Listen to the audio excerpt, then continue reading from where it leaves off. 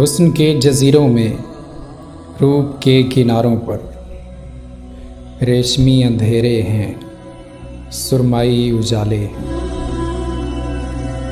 एक नाज आफरी दिल पर कब्ज़ा जमाए बैठी है, जिसकी नील आँखों में नील गूं से प्याले हैं।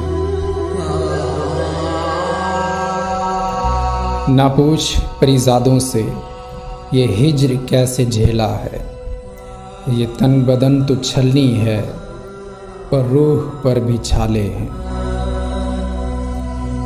कैसे जान पाओगे इश्क में क्या गुजरी है, कितने जख्म खाए हैं, कितने दर्द पाले हैं।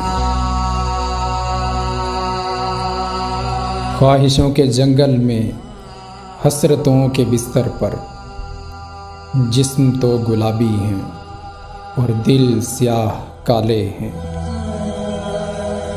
मैं रूप का पुजारी हूँ, मैं लम्स का भिखारी हूँ, लेकिन जहाँ मैं बसता हूँ वहाँ मंदिरों पे ताले हैं। क्या इश्क वो निभाएंगे, क्या हुस्न को सराहेंगे, तारीक जिनके चेहरे हैं मुकद्दरों पे जाले हैं।